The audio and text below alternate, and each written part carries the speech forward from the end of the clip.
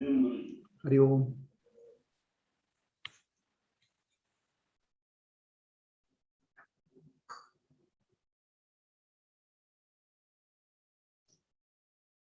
My pranams to all Atma Jyotis, divine light of the self. I welcome all of you for today's session of Advaita Makaranda. Advaita Makaranda is a small text of about 26 slokas written by Lakshmidhara Kavi. Advaita Makaranda stands for the nectar. Makaranda is honey. Honey stands for nectar. Nectar of what? Advaita, non-duality. What is non-duality and nectar?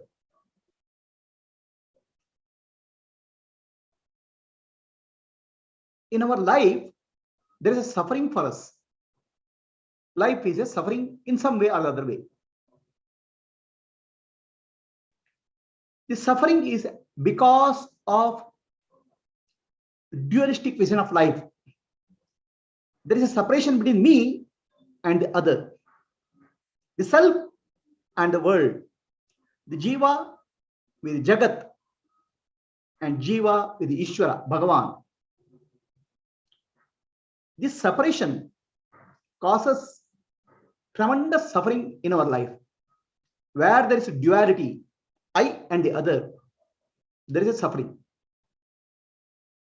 If there is a suffering in our life, please understand it's because of the duality.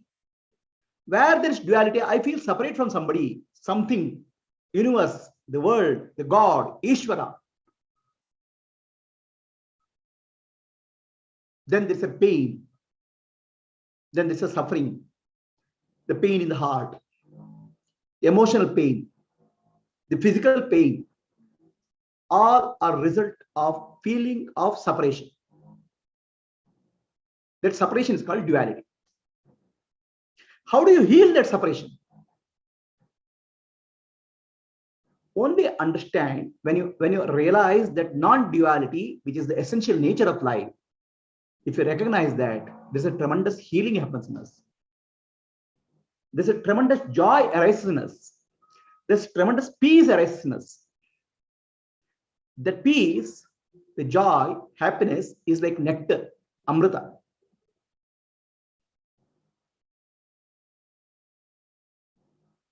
Do we drink amrita, nectar, or we drink poison every day?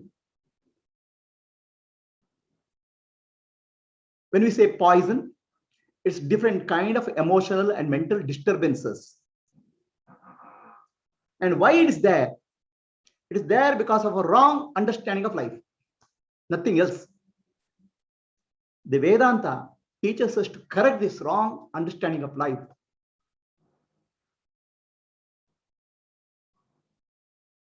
And that teaching of Vedanta is called Advaita Vedanta, to see life as one whole, not in bits and pieces, not in parts. Live the life, a total life, totality of life, oneness of life. That alone can free us from suffering. And that is called Advaita. If you look at a glass which is fractured, we'll see a lot of pieces of my face reflected in that.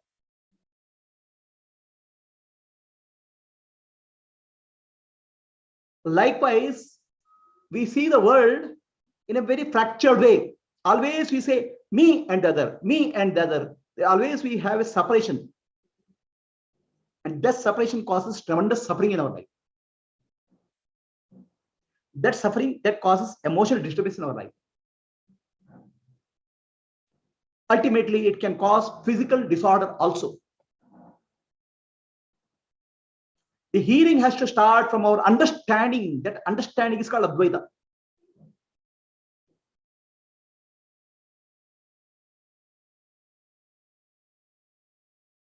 And it is Makaranda, sweet. Why it's sweet? Anything which heals us, anything brings us joy and peace in us, is nectar, amrita.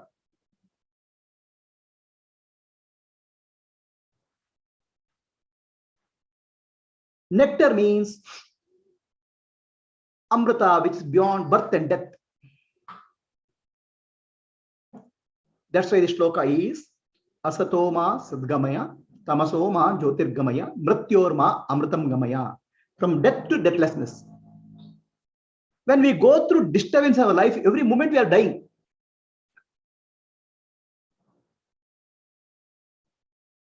All this is because we identify with our body, mind, and intellect complex. We don't recognize our true self. And true self of all, Atma.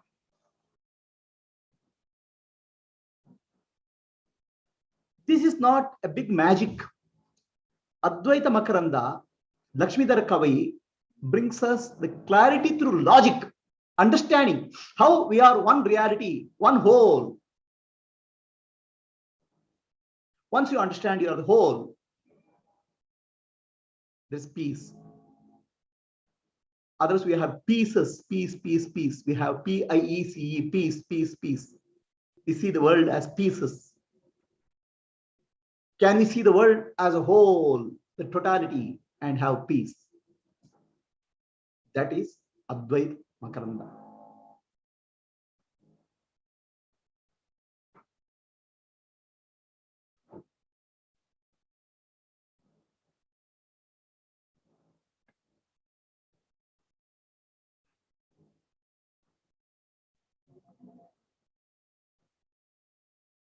Makaranda stands for honey.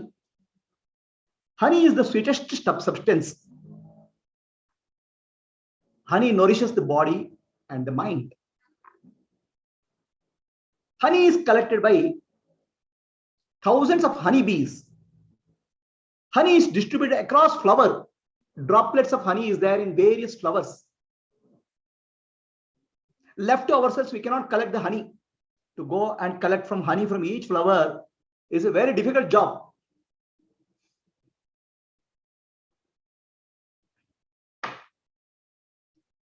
How can we collect honey?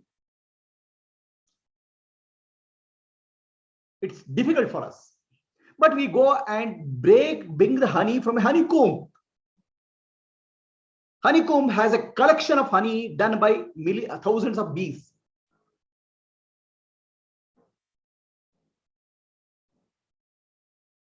Similarly, the wisdom of Advaita, the non-duality, is spread across multiple texts, multiple granthas, scriptures.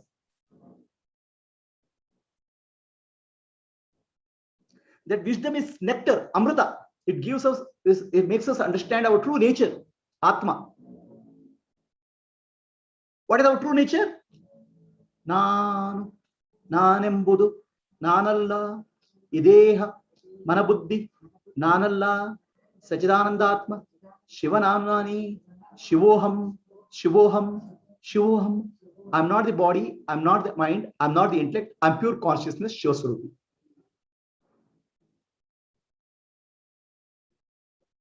That understanding is called Advaita Jnana.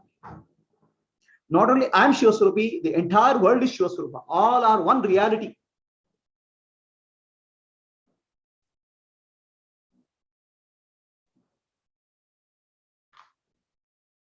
This knowledge is spread across multiple scriptures. Vedas, Upanishads, Bhagavad Gita, Brahmasutra, many Puranas. This knowledge is spread in many places. It is difficult for us to go and collect this knowledge, wisdom from all these books. The books are like flowers. The knowledge, wisdom is like a nectar, the honey.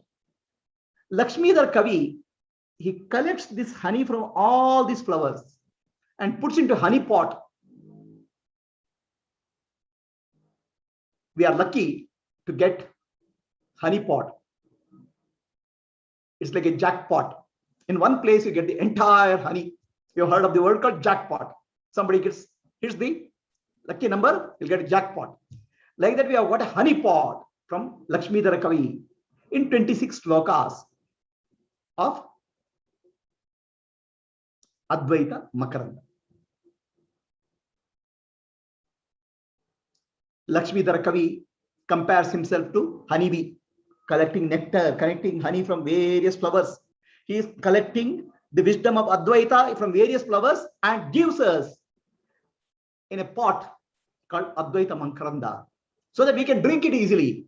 It's left to ourselves. It's very difficult to go and collect the honey from so many flowers, to collect the wisdom from so many books. Advaita Makaranda is a small grantha, especially designed for manana, contemplation.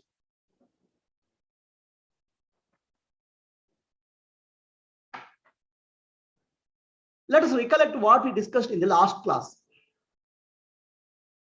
Advaita Makaranda is a manana grantha. When you say manana, the doubt has to be removed. So our understanding has to be challenged. A questioning has to be done for our own understanding. In Vedantic language, the one who does this questioning is called Purvapakshi. He'll raise all sorts of doubts, so that once you try to clarify the doubts, contemplate, clarify the doubts, you'll become free, mind will become free. The contemplation is important. The Purvapakshi raises the question. So last class, the Purvapakshi raised a question. He said, Jivatma is one with Paramatma. Jivatma is Paramatma. This is the Advaita Dana. Tattvamasi. You are one with Paramatma. You are Paramatma. The Purvapakshi says, how come you are saying you are Paramatma? How is it possible? Brahman is Nitya, eternal. You are Anitya. Every day people are dying. You are Anitya. How can you claim that you are Brahman? There should be some reason for that. Please tell me, why do you want to say yourself as Brahman when death is certain for everybody? Brahman is Nitya. You are Anitya. So this is the doubt. You cannot say, I am Brahman, Aham Brahmasmi. You cannot say. So Lakshmidhara Kavi gives 3 types of destruction possible for anything in the world. There are only 3 types of destruction. One is a self-destruction. Self-destruction happens because of time. Passage of time, something gets destroyed. Second type of destruction is because of external conditions. Third type of destruction is because support is removed. So there are only 3 types of destruction possible. Lakshmidhara Kavi logically answers all these 3 types of destruction and says why Atma is eternal, Atma is Nitya.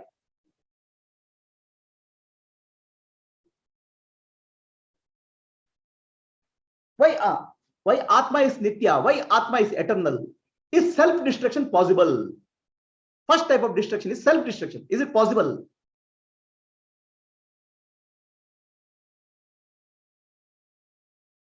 Everything which is born gets destroyed over a period of time. It's a self-destruction only. Nothing is required. It just grows.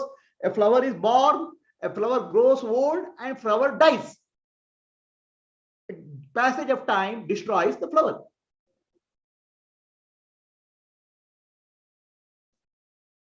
There are some philosophies, especially Buddhist philosophy, where they say the Atma is kshanika, momentary. Moment to moment, Atma is born, Atma dies. There's nothing called permanent Atma. Eternal Atma is not there. Kshanika. They give an example of a candle flame. A candle flame, what they say, is born moment to moment. The flame you see now is not the same flame you see one moment earlier. Every moment the flame is changing. The moment to moment, the flame is changing. Similarly, moment to moment, Atma is changing. Last moment you are there, you are dying. Next moment you are born. Kshanika. Lakshmidhara Kavi denies this momentariness of Atma. He says, if Atma is kshanika, moment to moment it's born and dying, how come I remember all the past events in my life?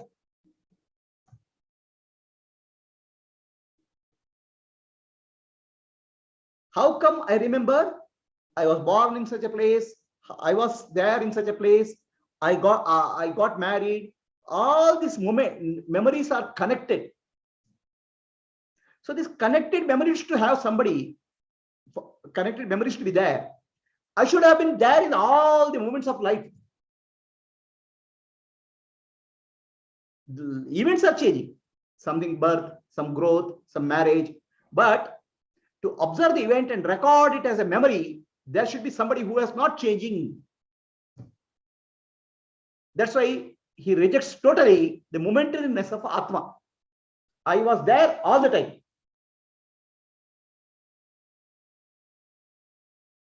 Atma is kshanika, momentary. His argument is completely rejected by Lakshmidhara Kavi.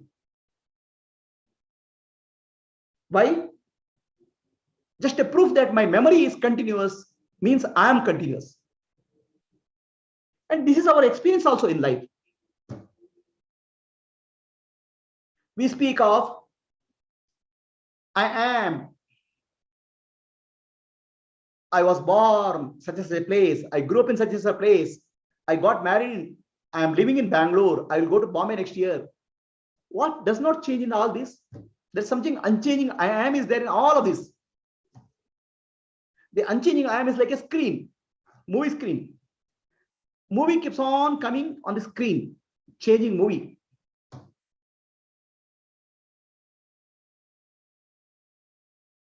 Movie appears on the screen and disappears, but the screen remains.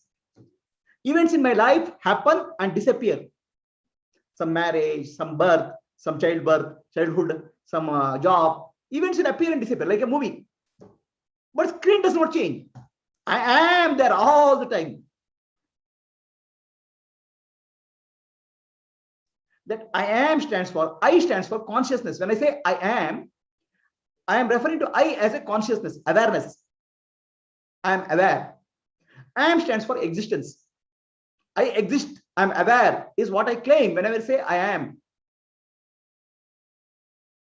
So that being the case, how can you say the Atma is momentary, temporary? In my own life, I know I am there all the time. I was born, I got married. If I died, the one who was born died. Who got married? So there will be somebody else. Next day, who goes to the job? He must be somebody else. I am only is there in all the background. The events will change, but I don't change. Our problem in life is because we confuse the changing reality as the unchanging reality. We are mixing up unchanging with the changing. I am never changes. That I am which never changes is the Atma, which is pointing to Atma. And what is ever changing matter? It's called Anatma. So Anatma has a change that's so acceptable. If you call change as a death, it's acceptable. For example, the flower which was born, there was a bud. The bud became flower. Bud died and flower came. If you say, I accept. And flower dies, also I accept. But Atma dies, I don't accept. Atma cannot die. Because every moment of my life, a childhood, the childhood body has died and youth body has come. Youth body has died and middle-aged man's body has come. Middle-aged man body dies and old man body comes up. That I accept. Old man dies, that also I accept. But I am never changes is my experience of day-to-day experience. How can you question that?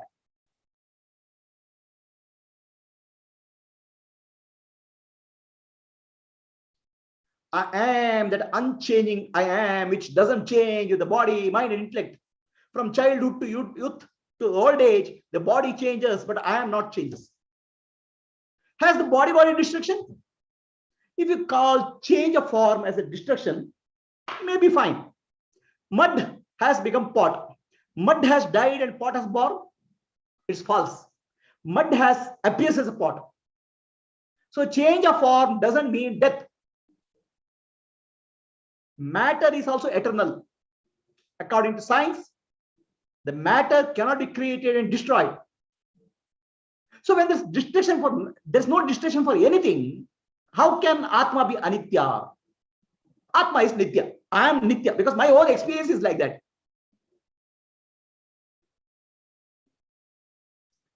Then what you call as death probably is a change of form. Change of form is not death. The bud died and became a flower. Flower died, it becomes a fertilizer. Fertilizer is eaten by bacteria and amoeba, bacteria, and it becomes life. The matter keeps on changing the form. Changing the form is not death, but if you want to call it as death, you call it. Matter cannot be destroyed. Matter cannot be created. Consciousness has no birth and death. Then whose death we are speaking of? Whose destructions we are speaking of? I am that Atma which is eternal, Nitya. Brahman is Nitya. That's why I am also Nitya. Brahman means consciousness. Consciousness is Nitya. I am also consciousness. Eternal. This is the logic which is given by Lakshmidhara Kavi in the last class. The second question being asked for him is there are external distractions. External distractions means there are floods. We are here, people are dying in the flood. There's a building got fire, people got burnt there. Flood, fire destroys. Wind destroys. There's a typhoon. There's a hurricane. People get swept away and people die in that hurricane. Earth destroys. When there is a volcano, we die. When there is a avalanche, people die. When there is an earthquake, people die. Lakshmidhara Kavi says, this argument is also not acceptable. I have already told the matter has no birth and no death. Matter keeps on changing the form. The mud becomes a pot. Pot is broken, and then another pot is made. Mud keeps on changing the form. Matter cannot die. Matter only changes the form. The consciousness cannot die because consciousness is there all the time. Then whose death you are speaking of? No. People have died in the floods. Who has died? Whose death you are speaking of? The body probably died, but body changed the form. The consciousness in the body was missing. So body is cremated. Once it's cremated, it becomes a food or matter for other 5 elements. In Parsis, they put the body on a silent tower. The body becomes food for birds. The body has changed the form into birds. In some places, they bury. The insects will eat the body and the body takes the form of insects. The matter cannot die. Matter only changes the form. The consciousness cannot die. I am the consciousness all the time. What can have destruction? Let us understand what is the destruction possible. The destruction is possible if something is made up of parts. If there are parts, it has no independent entity of its own. If you separate the parts, it's gone. The flower, is there an entity called flower? If I remove petals, the flower is destroyed because flower is dependent on the petals. There's no independent entity called flower. The flower is a collection of petals. So that's to say that flower died as meaningless because flower, there's nothing called flower. It's only collection of petals. A car Is there an entity called car? Oh yeah, there's a name and form called car, beautiful car, a modern car, a luxurious car, a economic car. There are different cars. The car as an entity is available, useful, but there's no car as an entity independent. If your car is nothing but a collection of wheels, steering wheel, the wheels, the seat, the bumper. If you remove parts, the car is not there. So that means there's no something called entity called car. Car is a collection of parts. So there's entity called car is destroyed when the parts are removed.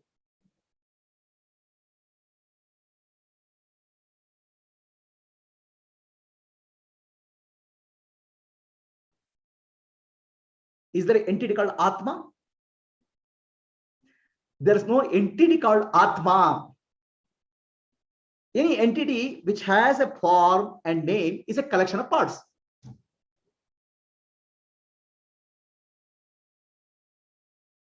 A mud pot is a name and form. It's a mud which is appearing as pot. The mud has existence. Pot has no existence. Pot is borrowed existence. When the borrowed existence goes, why are you bothered? It is no real existence of its own. Necklace has no existence of its own. Necklace depends on gold. Without gold, no necklace. There's no entity called necklace as such. Gold itself is called necklace in different names. Similarly, everything in the universe is Atma. There's no entity called object in the universe. It's all name given to the Atma in different ways. The substance is the Atma, which is myself, which is Brahman, awareness. Atma has no parts. Body has parts. Body has hands, legs, eyes, head. So if any part of the body is broken, body is not complete because it's made up of parts, assembly. So the body has a death because the assembly is broken in that sense. There is no concept of death also because it's an assemblage. Assemblage is not death, but you want to call it as death, you call death.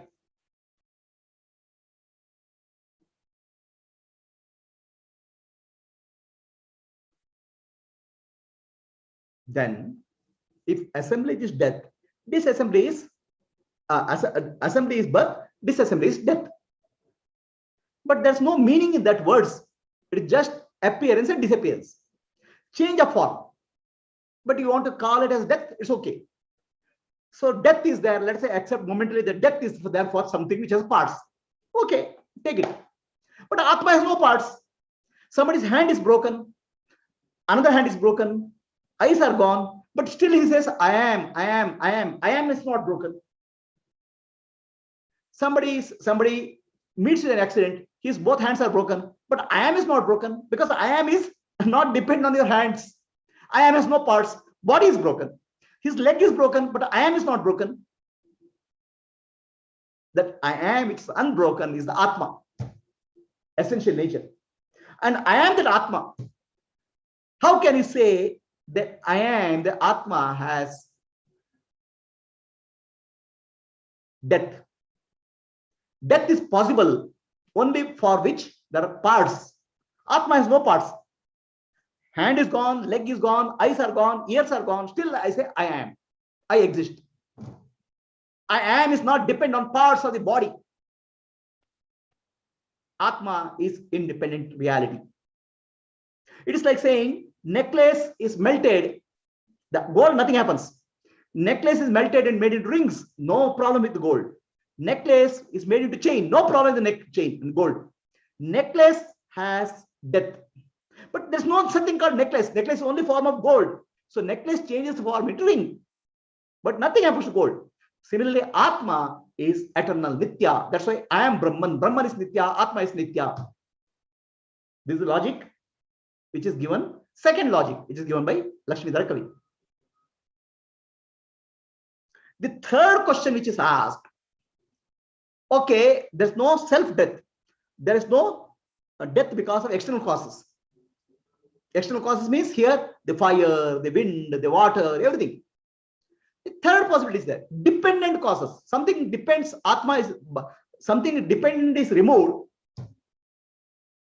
then there's no support.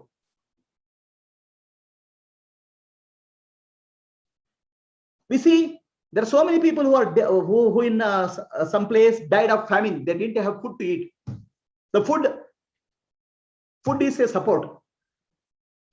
So many people died because they didn't have oxygen in the hospital. They died. Oxygen is support. Air is support. Food is support. So many people died because there's no water. There's no rain. So you are dependent on so many other supports: food, water, and air. If support is removed, you will die. This logic is also false. Body depends on the food. Body depends on the breath. Body depends on water. And body is made up of parts. Body is made up of panchabhutas. It's an assembly of 5 elements.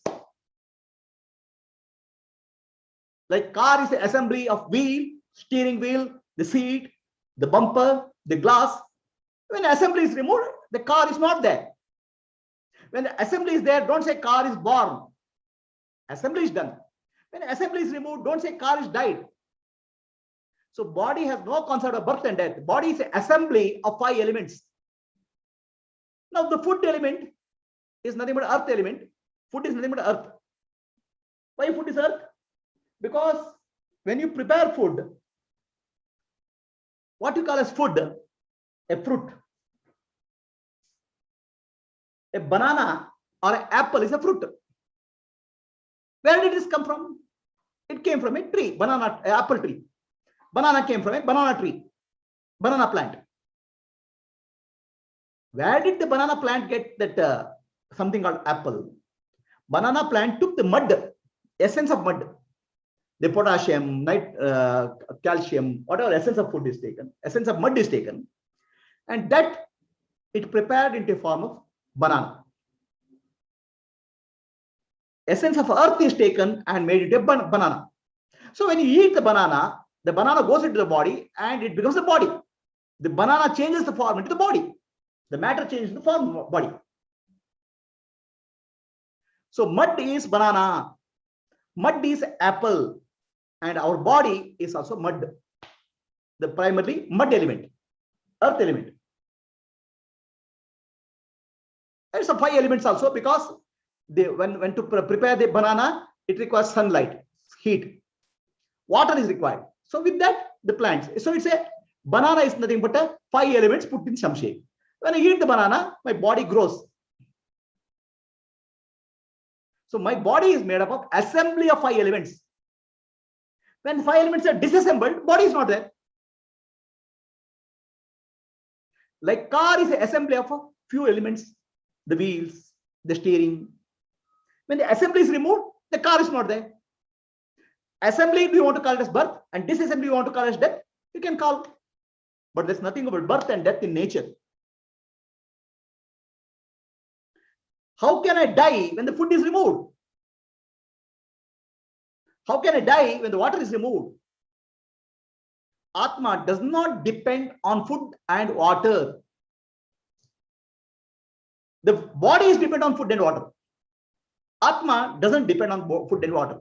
Atma is the consciousness which eliminates the body, enables the body.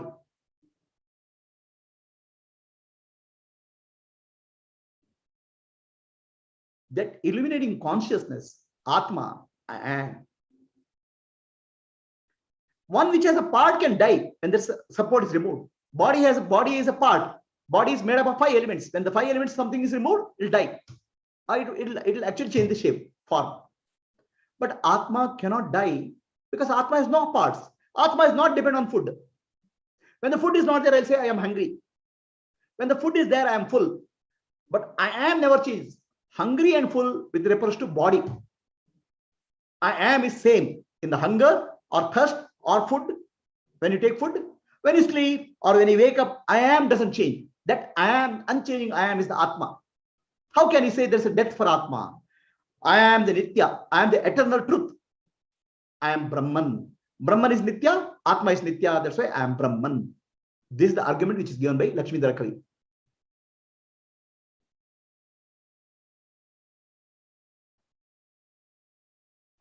Now we'll take up the next argument, next shloka.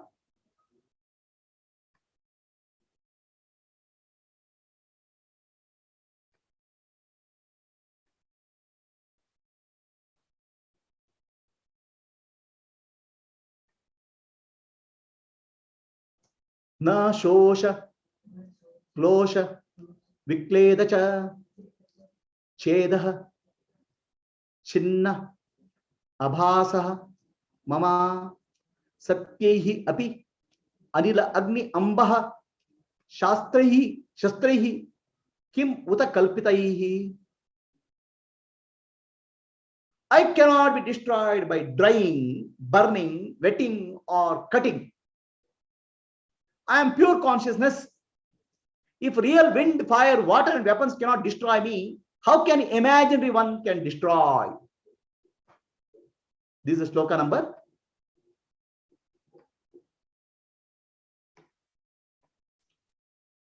5 of Advaita Makaranda.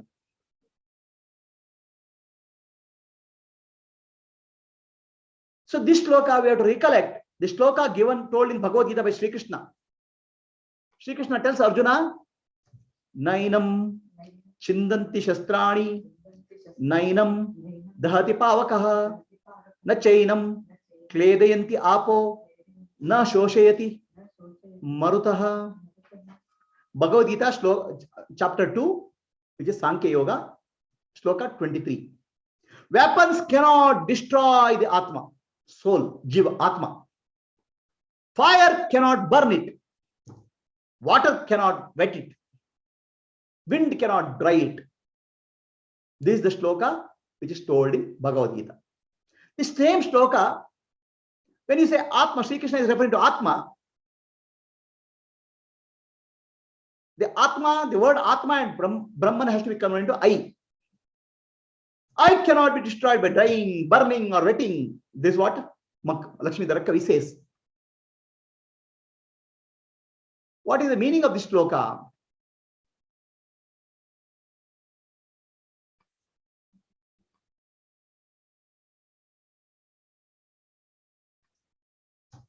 So there are 5 elements in nature. Akasha, space, Vayu, wind, Agni, fire, water, Jala, and Prithvi, earth. Everything in the nature is made by an assembly of these 5 elements. A combining of these 5 elements in various shapes and forms. These 5 elements form the basis of nature. As I told you, anything which is an assembly can be destroyed. This form can be destroyed, but the essence cannot be destroyed. The matter keeps on changing the form, but matter cannot be destroyed.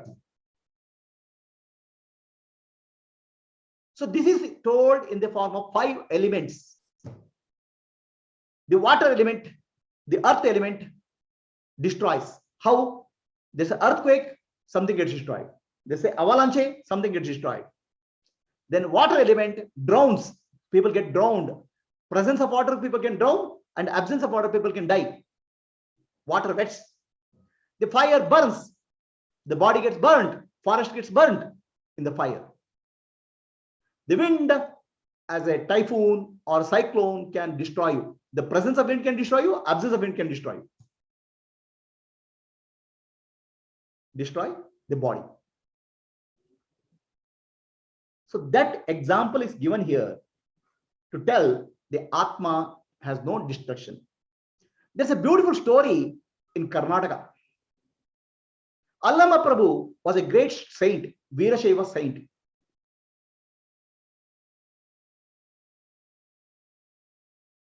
He was a Gnani. He was an enlightened being. Atma Gnani. Siddhalinga was a yogi. The yogis do different types of practice. for transformation of the body. The transformation of the body is called Kaya Kalpa. The body gets transformed into something eternal or something long lasting. That's called Kaya Kalpa. Kaya Kalpa is one of the yogic practices, especially Siddha Yoga. All human beings have a desire for long lasting body. I want to have a long lasting body. The nature of the body is born, body grows up, body becomes old, and body dies, or body changes the form. We want to retain our form. I want to look young. I use a lot of artificial mechanisms, powder, plastic surgery. But body's nature is it becomes old. Eyes become, you lose your power of eyes at the age of 40. The teeth start falling. The ears lose their ability. So we try to improve that by medical treatment. Some medical treatment. Eyes, when they become weak, I use glasses. Ears, they become weak, we use a hearing aid. Somewhere we are trying to substitute and repair. On the other hand, yogis know certain herbs. Siddha yogis know certain herbs and certain breathing practices. With that, they can prolong the life of the body. And there's one practice which makes the body very strong. Vajrakaya. Vajrakaya means body of diamond. Siddhalinga had achieved the Vajrakaya. He had done a practice whereby body becomes very strong, like a diamond. The diamond cannot be cut by anything. Diamond can cut anything, but diamond cannot be cut by anything. So Siddhalinga meets Allama Prabhu. Allama Prabhu is a Gnani. Gnani is a very simple man. Gnani doesn't show off. Gnani has an ordinary life, but extraordinary understanding. Yogi, typically yogi wants to show off because yogi attains certain because of his ego. Mastery of the elements, mastery of the body. Ego becomes very firm. I have attained the mastery of the body.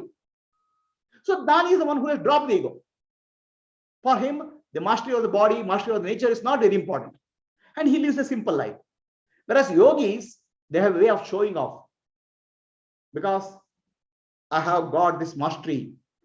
Siddhalinga comes and looks at Allama Prabhu. People say Allama Prabhu is great. What is the greatness? He looks very ordinary.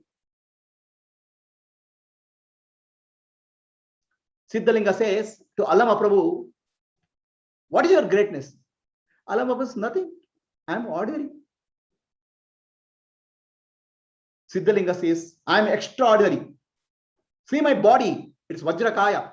He takes a diamond, he takes a sword and says, cut this body. Cut my hand. Then Allama Prabhu cuts his hand. The sword gets bent. The body is hard like a diamond. It's called Vajrakaya. Siddhalinga laughs. See my power. Okay. Now what power do you have? What is that you have? Allama Prabhu says, take the sword and cut my body, cut my neck. Siddhalinga is horrified. If I cut your neck, you will die. Allama Prabhu says, try. Siddhalinga takes the sword and cuts the neck of Allama Prabhu. Nothing happens. The sword goes to the neck. Nothing happens. Siddhalinga tries to cut Allama Prabhu in various ways. Nothing happens. This is a metaphorical story. Okay. It is told to give the difference between a Gnani and a yogi. Contrast between Gnani and yogi. It's an allegory. It's a metaphoric. So Gnani is one who has realized that he is not the body, mind, and intellect, and Atma. Nanu nanembudu nanalla, ideha mana buddhi nanalla, Sachinananda Atma Shivanamnane, Shivoham, Shivoham, Shivoham. I'm not the body, I'm not the mind, I'm not the intellect, I'm pure consciousness. Atma cannot be cut. Nainam Chinnanti Shastrani. Atma cannot be burnt. Nainam Dahati Pavakaha. So to illustrate this story, illustrate this truth of Bhagavad Gita, the story of Siddhalinga and Allama Prabhu is told. And also it's told, the story is told that there are people who want to immortalize the body, live longer. We should find the eternal self, which has no birth and death. Don't try to focus on the body, because even if you live longer for 300 years, after that body will decay and die. It's a temporary attempt to illustrate the story, illustrate this truth, to illustrate the stoka of Bhagavad Gita. This story is told. In this sloka,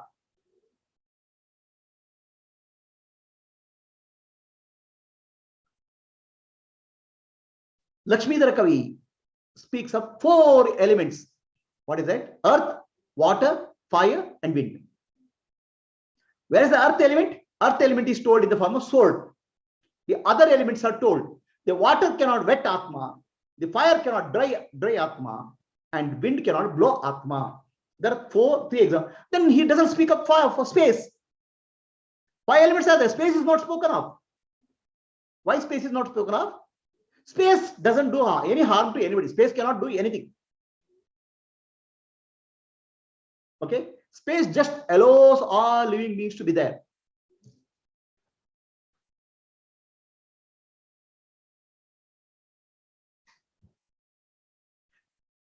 Other 4 elements can do harm. The earth element can use to destroy something. The space cannot do any harm to anybody. It cannot cause destruction. It cannot cause anything. It is supporting everything. Space is the subtlest element. Other 4 elements cannot destroy anything. Space cannot be destroyed by other 4 elements. The fire can burn wood, which is the earth element. Water can destroy the earth element. The wind can destroy other 4 elements. Have you seen? There's a place called Mekedatu in Karnataka. Mekedatu is a river where, when the water flows, the granite stones are eroded. The water can destroy the granite stones also. Water can destroy earth element.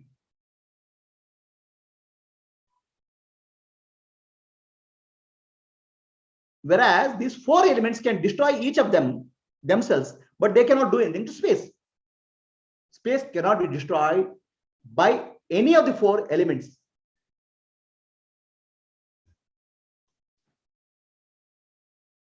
This being the case,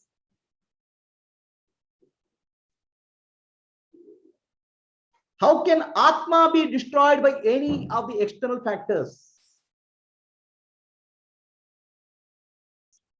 Atma is a higher level reality. The 5 elements are the lower level reality. There is a Atma is Paramarthika Satya, absolute reality, and the 5 elements are Vyavaharika Satya, or transactional reality. How can transactional reality destroy the Vyavaharika reality? Transactional reality can destroy each other. The water can destroy the stone, the water can extinguish the fire, or wind can extinguish the fire. They can destroy each other, but none of them can destroy the space. Please understand, all the 5 elements, the earth, water, fire, and wind, and space, they belong to one reality. They are all belonging to the same reality. In the same reality also, in the same level of reality, 4 elements cannot destroy the 5th element because it's subtle.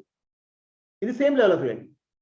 Then, if that is the being case, how the lower level reality can destroy higher level reality? If you cannot destroy the same reality which is in your same level, the space, higher level reality called Atma can be destroyed, because Atma is subtler than space. The space also appears in Atma. That being the case, it is impossible for the lower level reality of 4, the wind, the fire, the water, and earth, to destroy the space. And Atma being subtler than space, the lower level reality cannot touch the higher level reality. Atma is the higher level reality. Atma is subtler than space. The space, the five elements are the Vyavaharika reality, transaction reality. Atma is the Paramatika, absolute reality. I'll give you an example. Somebody is sleeping and he is dreaming. In the dream, he was burnt. He was caught in a fire and got burnt. He died. Did anything happen to the person who is sleeping? The person who is sleeping was dreaming that he got burnt. The fire in the dream cannot touch the person who is sleeping. It's a dream fire, imaginary fire. Imaginary fire cannot touch the real person. Real person who is sleeping is the higher level reality. The fire is the lower level reality, imaginary. The lower level reality in the dream cannot touch the higher level reality, person who is dreamer. And in the dream, everything which appeared is nothing but the consciousness of the sleeper, the dreamer. The consciousness of the dreamer only appeared as a fire, as a person, as a tree, as forest. But dream characters, dream thing, nothing cannot touch the person who is sleeping. Sleeper is the higher level reality. Dreamer is the higher level reality. The dream character can die. Similarly, anything in the nature at the Vyavarika level can kill each other. But what is beyond Vyavarika, Paramarthika, nothing can happen.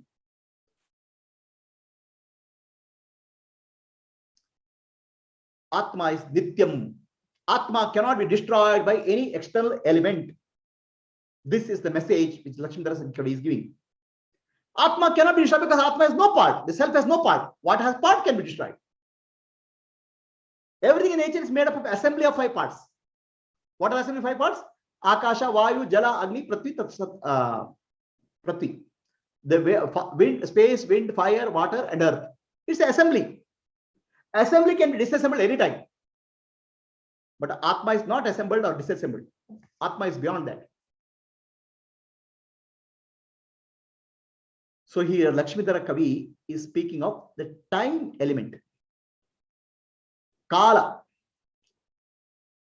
Everything has a death. That's why we call Akala. So death or Kala.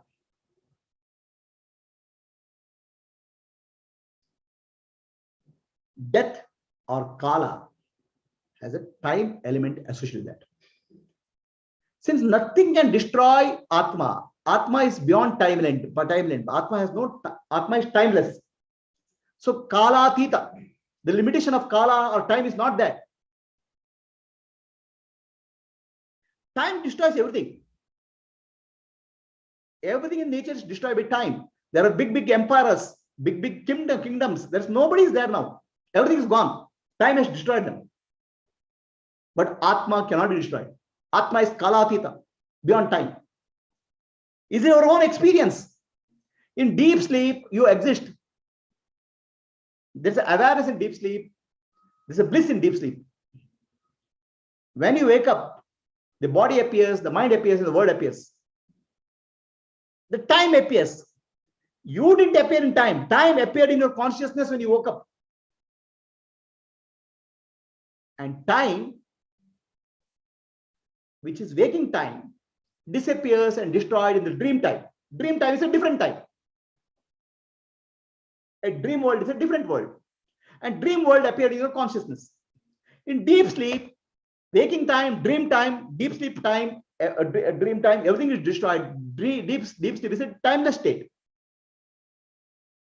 So the time itself is born and die. Birth and death, we say just a words to use. Actually, appearance and disappear. Appear and disappear. The time itself appear and disappear. That being the case, Atma is beyond time. Shiva is called Mahakala. Mahakala means Kala. Time destroys everybody. Mahakala destroys time itself. Atma destroys time itself. Waking time is destroyed. Sleep time is dream time is generated. Dream time is destroyed. Deep sleep time is there. Deep sleep timelessness is there. So Atma is Mahakala. Shivoham. I am Shiva Swarupa. Atma is Nitya. Brahman is Nitya. I am Brahman. There's no time limitation is there for Atma. This is the meaning of the shloka.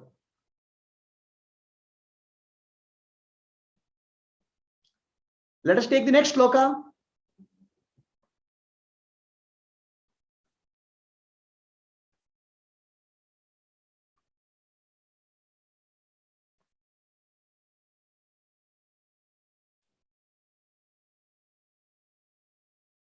Abharupasya Vishwasya Bhanam Bha Sannidehe Vina Kadachit Na Avakalpeta Bhacha Aham Tena Sarvagaha.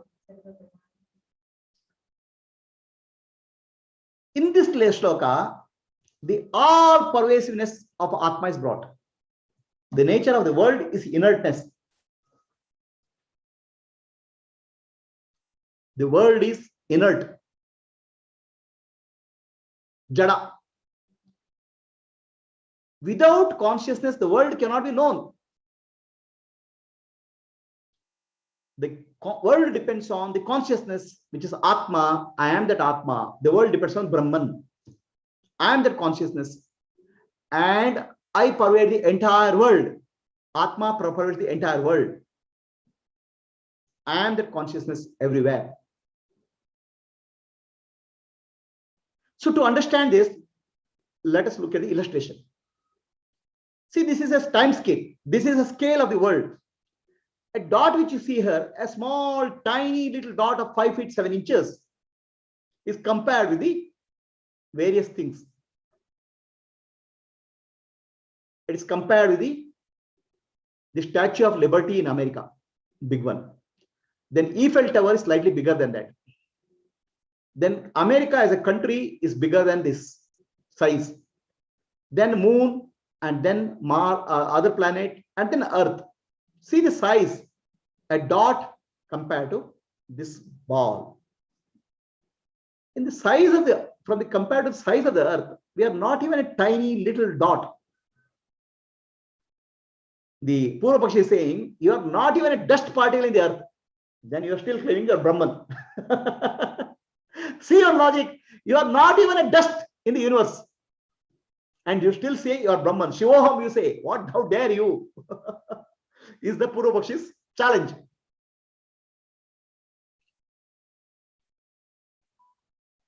So Earth is so big compared to small dust particle like me. Now imagine how small Earth is in the universe. Just see the scale of the universe, the stars, planets, galaxies, everything put together, the whole universe put together. What will happen to the Earth? Earth is a tiny little dot in the universe. Earth. If Earth itself is a tiny little dot, where am I in the universe? Where are you, Jiva? You are absolutely nothing. Then Lakshmi, the Purva Pashi challenges. What are you saying? You are Brahman. Huh? Brahman is the universe, the totality. And you are nothing but a tiny little speck, not even a speck of dust in the universe. How can you claim you are Brahman? How can you claim you are Shivoham? This is the challenge by Lakshmidhara Kavi. Challenge by the Purva Pakshi to Lakshmidhara Kavi.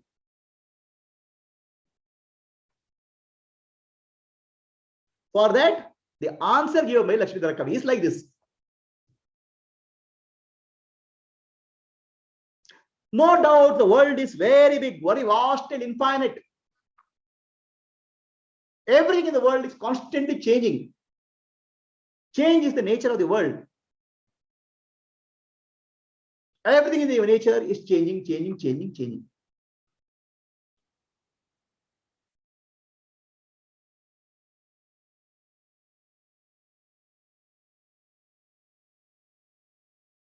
But there is existence which is unchanging. When I say flower exists. The apple exists.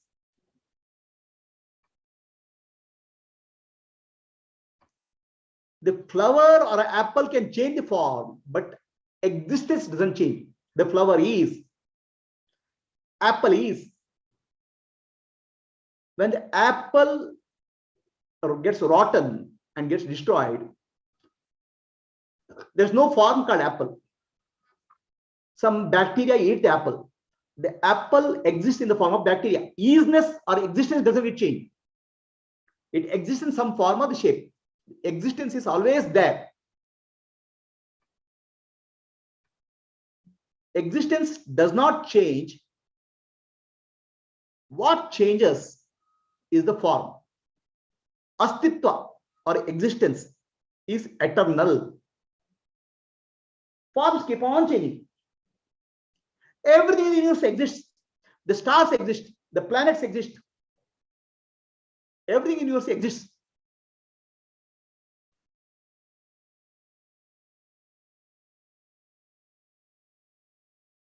The universe is so vast. When I speak of the star exists. That existence is called isness. I exist. I am. When I say I am, I is consciousness, I am is existence. I exist. The star exists. Everything in universe is existence in different form. Name and form changes, but existence remains same. Existence doesn't change. I am that existence. Then what is the difference between me and a star, me and a stone, me and a mud pot? I am aware, mud pot is not aware. The difference is awareness. Mud pot is inert. I am aware.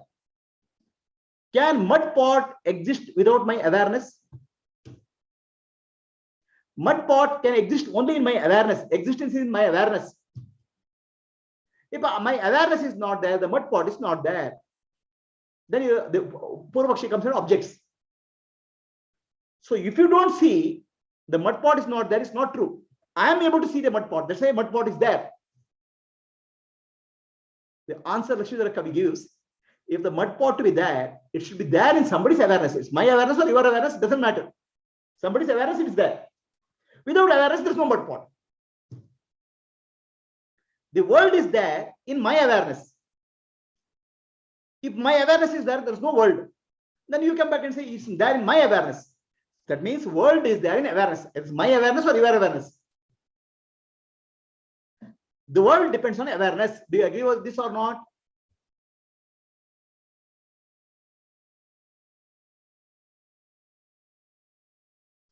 So world depends on awareness. Awareness doesn't depend on the world. Mud pot for its existence depends on my awareness. But my awareness doesn't depend on the mud pot.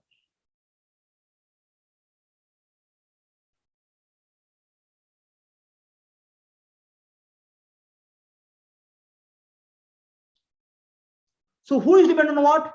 The world depends on me. Right now we have an illusion that I am dependent on the world because I am thinking myself as a body and mind.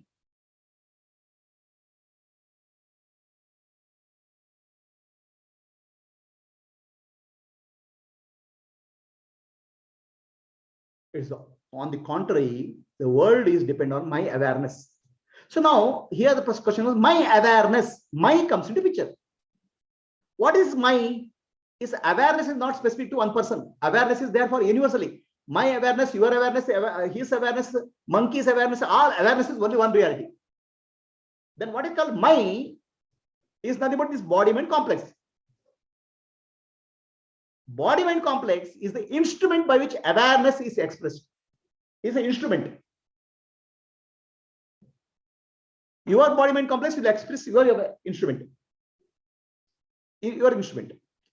So it's like awareness, if you want to compare electricity, there's a bulb, tube light, flash, then searchlight, then say electric motor.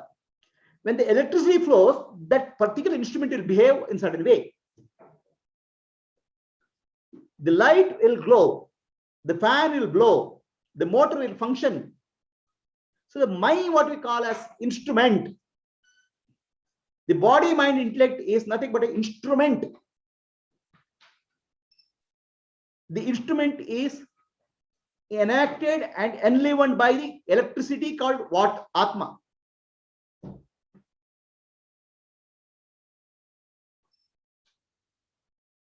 The instrument is the body, mind, and intellect. What enlivens this instrument is the electricity. What enlivens the light, bulb, fan, tube light is electricity.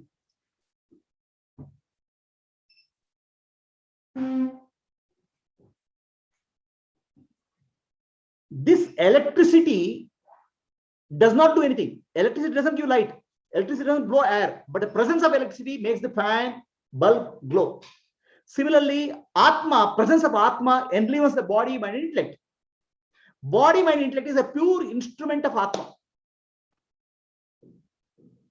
Our problem is we start thinking that I am the body. That Atma we associate with the body. It's an illusion.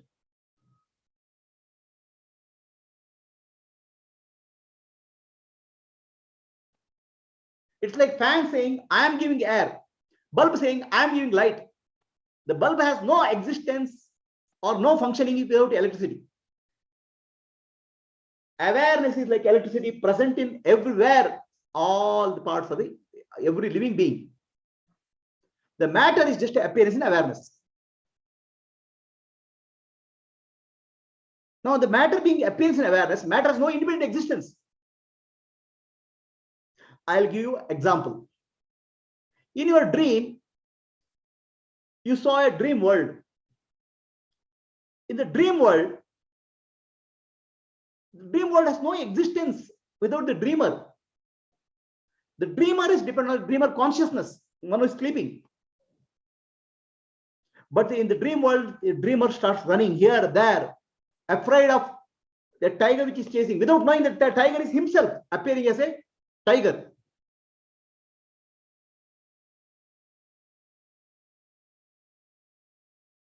The person who is sleeping, his consciousness is only appearing as a dreamer and tiger and the forest and the fire in the forest. Without knowing this, the person is confused. Dreamer is running, and dreamer thinks that I am the independent tree. I am the only thing doing. The illusion. The reality, consciousness of the sleeper is supporting the dreamer. There's a dream fire, something burns, but nothing happens to consciousness.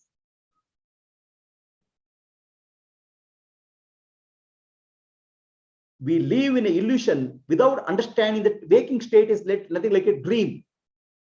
We are afraid of situations. We are afraid of persons. We are afraid of people without knowing that my own self is appearing as all this. The duality is causing disturbance in us. If you are disturbed in life, if you are suffering, it is because of duality. Not because of a person, not because of a situation. You are suffering from duality, not because there's a duality, because there's an illusion of duality. The illusion of duality is there because there's no knowledge of non-duality. And knowledge of non-duality is understanding, clarity. Atma Dnana. When you start living in the Atma Dnana, the duality dissolves. You live in a non-dual reality. So everything in the universe depends is in awareness. My awareness or your awareness, but when you say my is body, my body mind complex, your body mind complex. They are like instruments.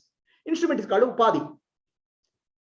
Instrument has no independent existence. Instrument appears and destroys, appears and disappears. But Atma doesn't appear and disappear. The instruments are like wave in an ocean. The waves appear and disappear. Wave is nothing but water appearing as a wave. The water appears as a wave, bubble, foam, everything. The wave has a life. Wave is born and dies. Wave changes shape. The wave is afraid, I am going to dive. All our life we are afraid that my identity I am losing. I am associating my identity with body and mind without understanding that my real identity is Atma. The wave, if it understands that I am water, nothing can happen to water. The wave is free. Wave has no tension. A small wave is afraid of big wave. Small wave is afraid of jealous of big other wave. Thinking that wave is different from each other. The wave has to understand I am water. everything is water, then there's a peace, there's love. And this is the understanding. Wave doesn't have to change the water. Wave is already water. You don't have to become Brahman. You don't have to become Atma. You are already Atma. You have to understand that clarity has to be there. That's all. That's called Jnana. Do you get the clarity? The clarity can come only through Vedanta Jnana, Atma Jnana. If you are suffering in life, the suffering is because of delusion. The delusion has duality. And the delusion can go only with the knowledge of non-duality, Atma Jnana, Advaita Jnana. If world is dependent on me, every single thing in the universe is dependent on me. What is single thing dependent on me? The star exists. Unless I am aware that star exists, there's no star existence. If I am not aware, somebody else has to be aware. Star has to appear in awareness. If there's no water, there's no wave. Water appears as a wave, foam, and bubble. The bubble is water. The wave is water. The ocean is water. But water is not ocean. Water is not a wave. Water is not a bubble.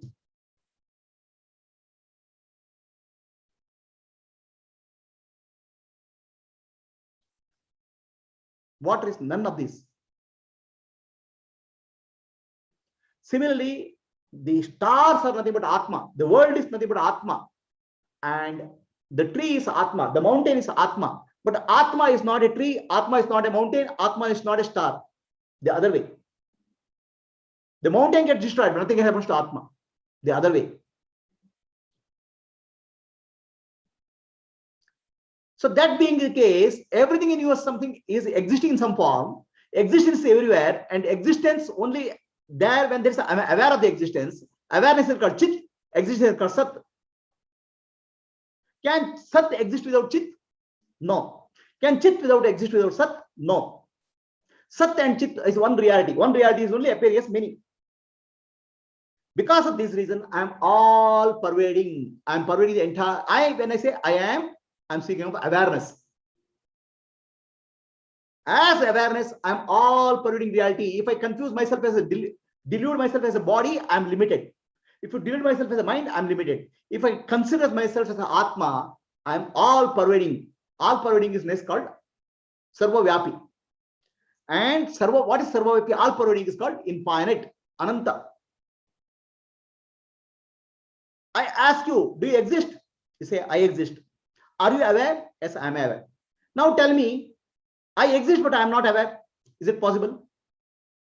Or you say, I am aware, but I don't exist. Is it possible? Awareness and existence are together one reality. Entire universe is nothing but existence, and awareness is one reality, appearing in many forms. And that is called Atma. Entire universe is vast and infinite. That's why Atma is infinite, Brahman. I am that Brahman. I have no spatial limitation. Space is born in me. I am not born in space. In deep sleep, there's no time and space. When I wake up, the body appears and the world appears. The world and body appeared in my consciousness, my awareness. My awareness only appeared as a world and body. In dream state, the waking world is destroyed, and dream world is appearing as body and dream world. Dream world depends on me, the sleeper. There's no independent existence. I pervade the dream world. I pervade the waking world. I is awareness. What kind of awareness? What kind of I is this? Nanu, Nanembudu, Nanalla, Ideha, Manabuddhi, Nanalla, Sachidanandatma, Shivanamnane, Shivoham, Shivoham, Shivoham. I'm not the body, I'm not the mind, I'm not the intellect, I'm pure consciousness, Shiva Swarupi.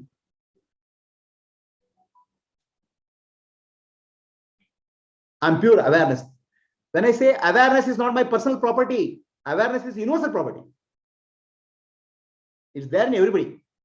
When we speak of I am Brahman, we are speaking of that awareness as Brahman, not the body, mind as intellect. The body, mind, intellect is also Brahman. Like wave is water only. But the awareness is the universal existence. Nothing happens. Body, mind, intellect changes. The wave changes, but nothing happens to water. Is there something called wave? No. It's only water. Go to a gold shop. Give me a necklace, but I don't want gold. The gold keeper has to weigh gold only, give necklace. The gold only is necklace. Necklace has no independent existence. There's nothing called necklace. That way, the world is not independent. World is a dependent reality on awareness. The world has no independent existence. In that sense, it's mithya. I only appear as a world. Atma alone appears as a world. So now here the Purva Paksha puts a question. Oh, you are seeing the world because there's a body and mind. Atma depends on the body and mind for the world to appear. So the body and mind is greater. That's why I am the body and mind. Body and mind is greater than the consciousness. Lakshmidhar Kavi laughs. How can the body and mind can be greater than consciousness? It's like electricity bulb saying, I'm greater than the electricity. Because I am giving the light. Without me, electricity cannot give light. Electricity cares. Who cares? Electricity, because electricity, bulb is there. Okay, bulb doesn't, electricity doesn't depend on, bulb depends on electricity. Body, mind, and intellect, Atma doesn't depend on the body, mind, and intellect. The body, mind, and intellect depend on the Atma. Bulb is not greater than the electricity. Bulb is just an instrument of electricity. If there's no bulb, another bulb is there. If there's no bulb, another bulb is there. Another fan is there. If nothing is there, nothing happens to electricity. The logic that body is greater than the Atma, body is greater than consciousness is false. It's like a measuring tape. With a measuring tape, I can measure room length. Oh, because without measuring tape, I cannot measure room length. So if measuring tape is greater than room, is false logic. The body, mind, intellect is just an instrument. Do we live our life as a body, mind, instrument of Atma? We don't. We live with the illusion that body, mind, intellect is myself, and that illusion causes tremendous pain and suffering in our life. The suffering is caused by my own illusion and delusion, nothing else. So with that, since existence is everywhere, I can see the existence, the stars, planets, galaxies. Existence keeps changing form, doesn't matter. But existence is there. Is, sun is, moon is, star is. That isness is appearing in my awareness, Chit. So Sat and Chit is together, Ananda, Ananta, infinite. I am that infinite reality, Brahman. I am all pervading reality.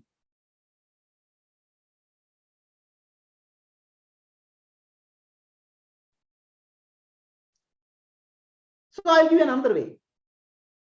Look at your room. See some different objects. What are the objects there? The table, chair. One important thing is there. You're missing it. The light is there. Tube light is there. Because of that, table and chair appear. The table and chair depend on the tube light. Light. If there's no light, there's no table and chair. No, table and chair is there. If I put a flashlight, yes, it depends on the light. Without that, there's no table and chair. The light, the table and chair and furniture appears in light. But that light appears in my awareness. Without my awareness, there's no light. No, my awareness is not somebody else's awareness. It's somebody else's awareness, but awareness is required. The awareness is basic property. In the awareness, the light has to appear. So the fundamental reality is the awareness. That is called Atma Jyoti, the light of the self.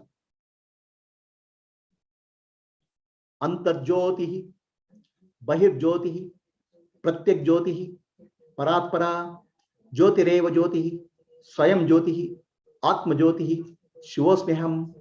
I am the light, Atma Jyoti. The light of awareness has to go through sense organs and illuminate the world. I am the light of self-awareness. Awareness illuminates the world. Bahir Jyoti. Awareness illuminates the mental world. When the eyes are closed, there's no tube light, flashlight, sunlight. The mental world is there. Mental world is illuminated by mental light. That's awareness, Atma Jyoti. In deep sleep, there's no light. All lights are switched off. Physical light. Mental light is also switched off. In the awareness, there's nothing is there. That's where I'm aware. So I am the awareness illuminating the external world, inner world, and world in the deep sleep. I am the Atma Jyoti. Atma Jyoti is light beyond all lights. Supreme light, Paranjyoti. I am that light. I am that light, that Paranjyoti, Atma Jyoti is Brahma Jyoti, the supreme light. Another way of saying it. There is a sloka in Sanskrit. God is called Koti Surya Samaprabha, is like a million sunlights. So then people visualizing God as sunlight, millions of suns, how it will be? Oh, God must be like that. Please understand there are two kinds of light. Physical light, there are two: physical light, mental light, light of the intellect, and light of awareness, Atma Jyoti. The physical light comes and goes. The tube light is there or not there. Sunlight is there or not. Physical light illuminates the physical world. But the physical world is illuminated by awareness, Atma Jyoti. The physical world, the presence of the physical world is known through mental light, mind, thoughts. Thoughts will know the physical light. If there is no mind, there's no world. The mental light is greater than the physical world. The mental world is illuminated by intellect. Intellect knows the presence and absence of the mind. Intellectual light is greater than the mental light. And presence and absence of the thoughts in the intellect is known through Atma. The light of the self is greater than this. As light of self, I am the light of all lights. The Koti Surya Samaprabha doesn't mean that millions of suns will light up when God comes. Awareness is the light which will illuminate even the one sun or millions of suns. Without that, sun is not there. The world depends on the awareness, Atma. That is the meaning of that. In other words, wherever there's existence, awareness is there. And that awareness, that's why I'm all pervading reality. As I am all pervading reality, I'm Brahman. That's why I'm everywhere. So here, Lakshmidhar Kavi is removing the concept of a spatial limitation. I'm limited in space. I'm body. That gives me a sense of very limited existence. And somewhere I don't want limited existence. I feel uncomfortable.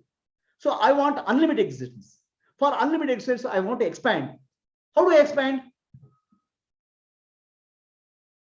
I want to have more relationships, more friends. Somewhere I want connectivity. In that sense, I feel expanded. But that's not real expansion. That's illusionary. Really, you are infinite. Really, you are all pervading in the universe. Without understanding your real nature, you are looking for false expansion, false connections. Whatever is false will give you suffering. Whatever false gives you pain. That's what is called samsara. The solution is to understand reality. I'm already infinite. I don't need finite happiness, finite connections. The spatial limitation is gone. In the first sloka, time limitation is gone. In the second sloka, spatial limitation is gone. Please understand, space is appearing in my consciousness when I wake up. The waking world is appearing in my consciousness. And the dream world, the waking world is destroyed. Dream conscious, dream world is appearing. Everything is appearing in my consciousness. I am the consciousness which is eternal, nitya. I am not bound by space. I am the infinite self.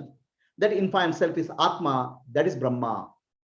That's why I say I am Brahman. Aham Brahmasmi. This is what Lakshmidhara Kavi claims. Shivosmiham.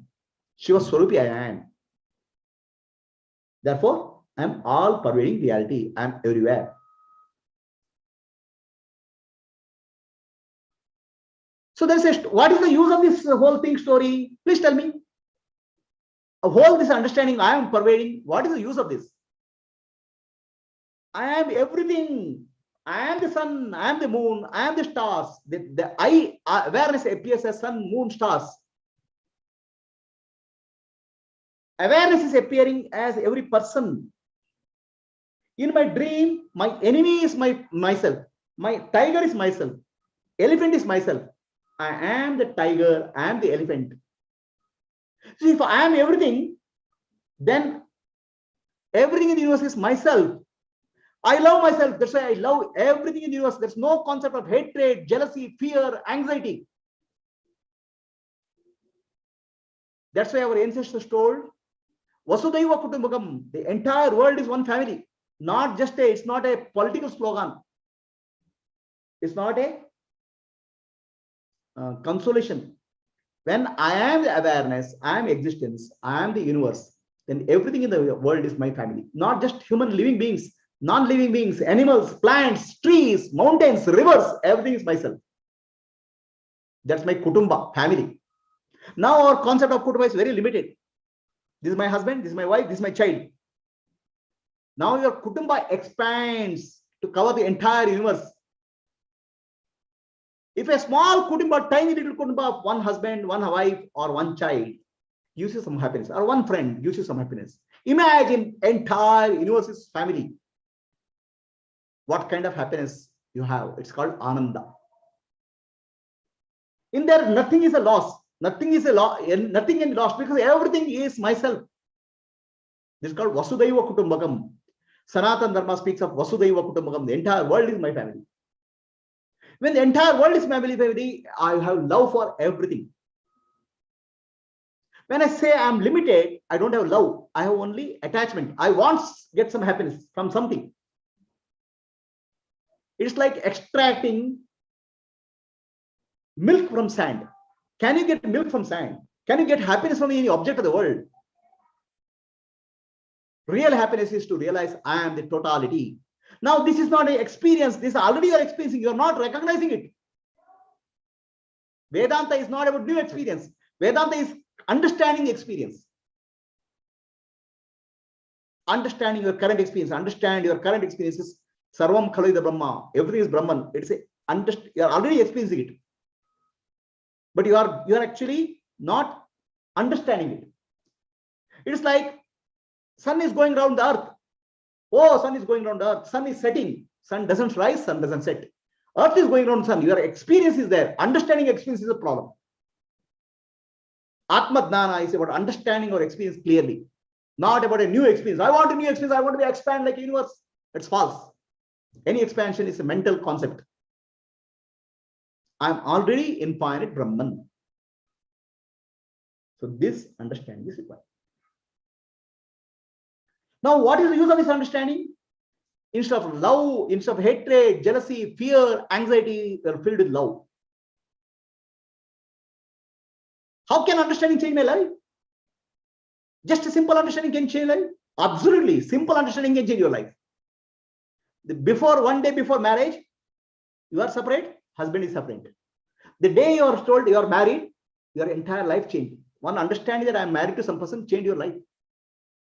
If understanding can change your life in marriage, any understanding, you are not an employee of some company, you are an employee of a company today, my understanding changes.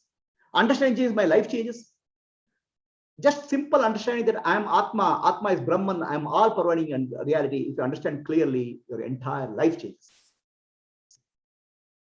Right now, you are looking for constantly some new experience. Already you are having experience, you are not able to understand that experience. That understanding experience is called Atman-dana, Jivan Mukti.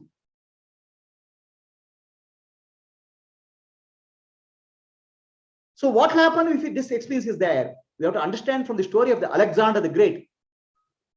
Alexander invaded India. Okay, his mother told, I've heard that in India there are a lot of saints, Mahatmas are, Danis are there. I want to see one Dani. Okay, when you come back to Alexander, Greece, bring one Dani with you. Alexander says, find a Gnani. They found that one Gnani sitting in the Narmada riverbed.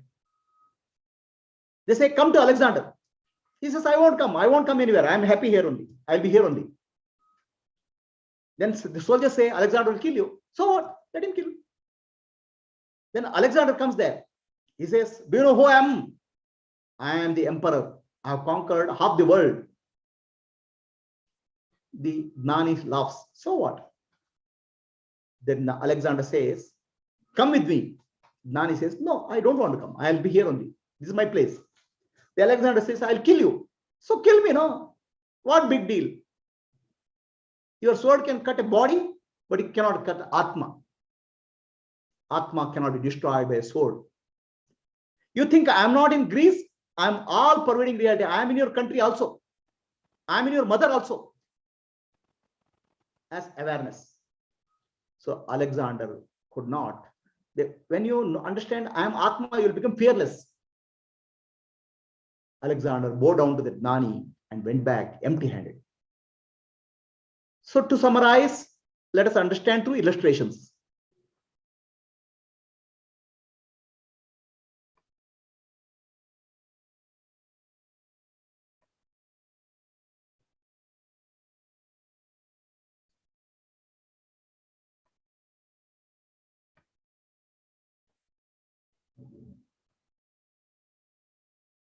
So a person is sleeping.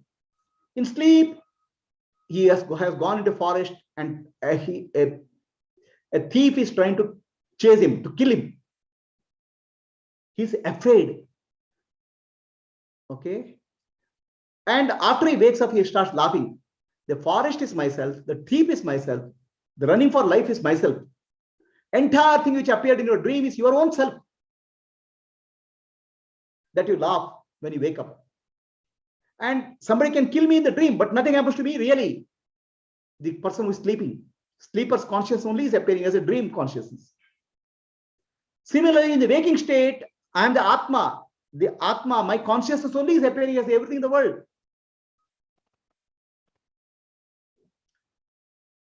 There can be fearful situations. There can be different situations in the world, but nothing can affect me because my own consciousness is appearing all those.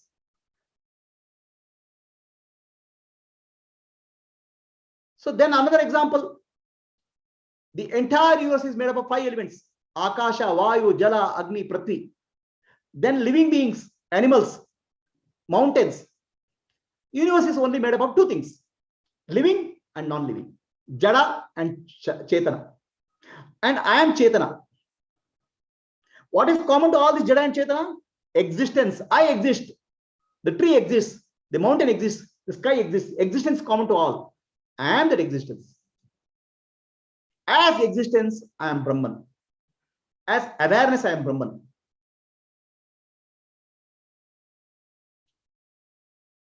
Our suffering in life because we see Jiva, Jagat and world, Ishvara as separate entities. They are not separate entities. There's one reality called Jiva, Jagat, Ishvara is one reality called Brahman, awareness, existence. Now, this is not a new experience. This is a new understanding, a clarity. If you start living with this clarity, this peace. So I'll give you another example. The universe is infinite and vast. So big, infinite universe. I am not even a tiny little dot in this universe. I am not even a dust particle in this universe.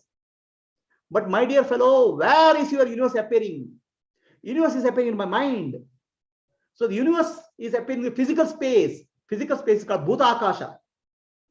Bhutakasha is appearing in my mind, mental space, Chittakasha. Which is greater, Bhutakasha or mental space? Chittakasha is greater. Now, where is my mental space appearing? Mental space is nothing but thoughts. Thoughts are appearing in my awareness, consciousness space. And that awareness is Brahman. I am Brahman.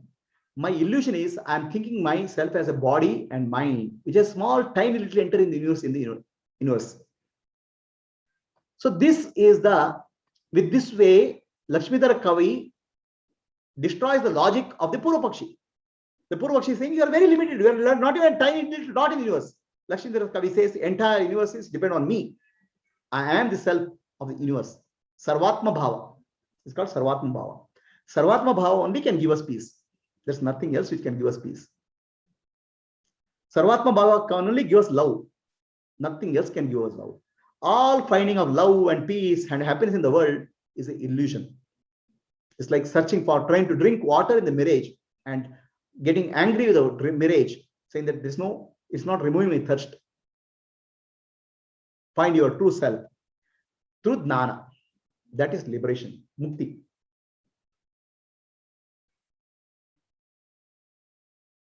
Let us conclude today's session. So what is the purpose of this?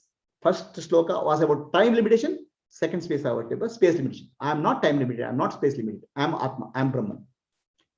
Asatoma Sadgamaya Tamasoma Jyotirgamaya Mrityorma Amritam Gamaya.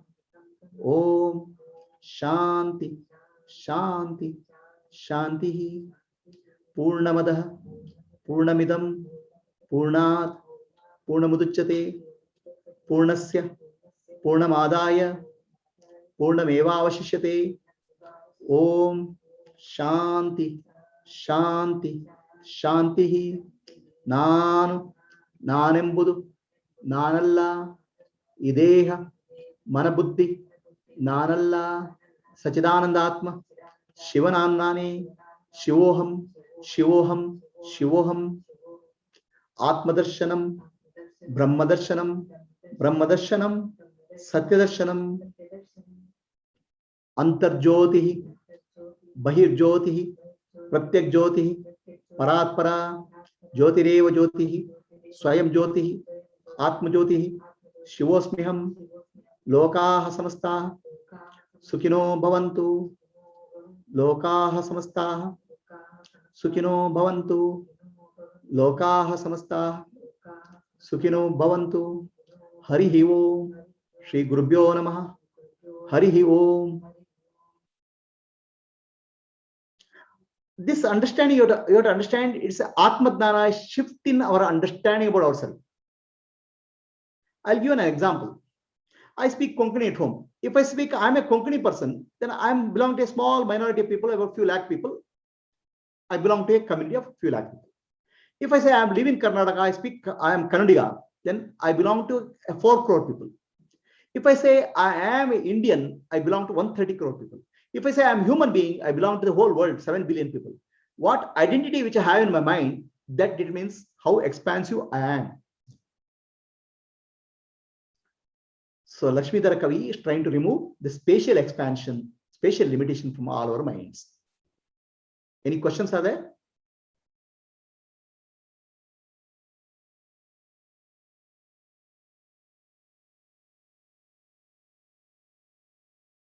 Anybody having a question can ask.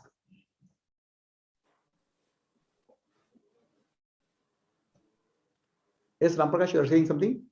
It's very clear. Okay. It's very nice.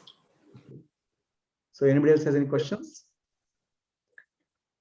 So will there be any discontinuity when body burns? Till that induced cells, so soul takes to the next body, is there a discontinuity of recording of any events or any such things? Who asks the question? Who has a discontinuity? Atma has a discontinuity anytime? No, Atma doesn't have discontinuity. Who are you? Okay, I am Brahman only. Then what is the discontinuity? Which discontinuity you are speaking about? When body burns, but there is a change of discontinuity in the events. It is not real. It's an appearance. In your dream, a tiger appeared and disappeared. What discontinuity you are speaking of? Okay, events also is appearance and disappearance.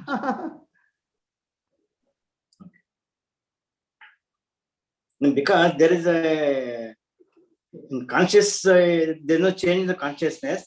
When events are changes, that there should be one thing to be for recording purpose. That's what I asked. In that relation, I asked the question. Will there be continuity or discontinuity? No, there's a continuity. There's an event and there's no event. No event is noted, no? Sorry? Okay, you saw an event, then there's no event. The no event is also noted, no? Okay. Right? Yeah. You're noting that no event is no, consciousness doesn't change, no? Consciousness is noting that there's no event. Okay. That's the point. Yeah, there's no discontinuity. The consciousness never discontinuous. Okay. Anybody else? Any questions? Hari Om Guruji. Hari Om. Guruji, ಇದು existence ಇರೋದ್ರಿಂದ awareness so awareness ಇದೆ ಅಂತ ಈ world exist ಆಗಿದ್ಯಾ? ಇದು existence and awareness cannot be separated out. Right? Existence and awareness is one reality. Sat and Chit is one reality. Right? So I'll ask you a question. Do you exist? What's your answer? ಇದೀನಿ, ಹೌದು. Yes. Okay, you tell me, are you aware? Yes, I am aware. So can you separate out awareness and existence? You say, can you say I am aware but I don't exist? Can you say? But in my awareness, whatever is there, it is only my reality. ಅಂದ್ರೆ ನನಗೆ ಈ ಜೀವಕ್ಕೆ ಕಾಣಿಸುವಂತ reality. First you in yourself, can you separate out existence and awareness in yourself? No, Guruji. ಇಲ್ಲ. So existence and awareness is one reality. Is it clear? Yes. And when you say my, it's only body and mind. That's an instrument. Yes. Okay, awareness expresses through the instrument. So my reality is nothing called your reality. Through the instrument, something appears. For example, if I wear a red glass, the world appears as red. The world has not become red. So the existence and awareness is appearing through the instrument in different ways. That's all. Okay. Right? What is there is existence and awareness only, Brahman only. Because with this different instruments, it appears as different. That's all. Okay. Did you get the answer? Yeah. Right? So don't say my awareness. Awareness is not your property. In awareness, your body is there and world is there. World also is appearance in awareness. Your body is, you can imagine your body is, let's say, one cooling glass or glass. Red glass, something appears. A donkey's eyes, something appears in the world. A monkey eyes, something appears in the world. But what appears is Atman only, Brahman only. Appearances are different based on the instruments. But it is different for different jivas, no, Guruji? There's no jiva, re. There's only Brahman who sees through. The glasses can see anything. One who sees through the glasses is Brahman only. Right?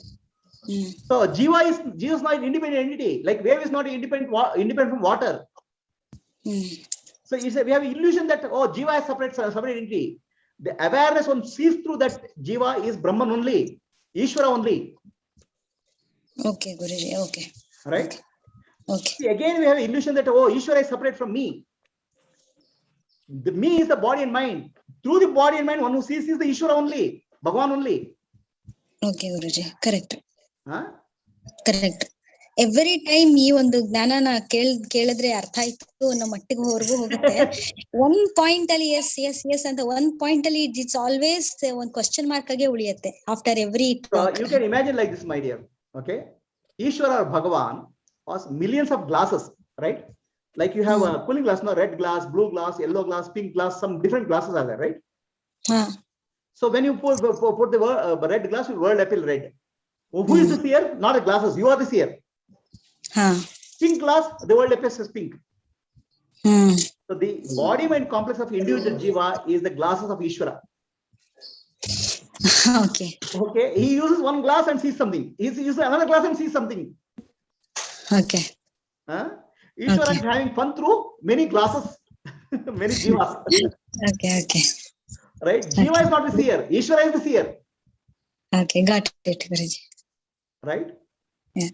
Thank you. You have an illusion that Jiva is the seer. Jiva is not the seer. Ishvara is the Sakshi, Atma. Are you clear? Thank you, Guruji. Anybody else, any questions? Hari Om Guruji, Mala here. Tell me, Mala. Guruji, Sahasraksha, Sahasra Shirusham Devam, Sahasraksha, Sahasrapat. Today I understood this totally Chidakasha and Chittakasha, Guruji. Wonderful explanation, Guruji. Om Sahasra Shesha Purusha Sahasraksha Sahasrapat. So Bhagavan, Brahman, Ishvara is Sahasra Shesha. Yes, 1,000, not Sahasram is 1,000. Thousands. Oh, he has thousands of eyes. We'll start imagining some entity with thousands of eyes. Like, no. Your eye, my eye, anybody's eye is his eye. He's only Brahman who is witnessing, Brahman who is seeing. Ishvara is seeing. Yeah, Ishvara who is seeing, who is witnessing everything. You have an illusion that you are seeing. Yeah, even Chidakasha and Chittakasha is very clearly explained, Guruji, today. It's very, very sharp and very deep. Like Thank you, body mind Guruji. complex is like an instrument in the hands of Ishvara. Okay, now you have a screwdriver, right? Screwdriver trying to remove the screw. The screwdriver says, I am only removing the screw. It's an illusion.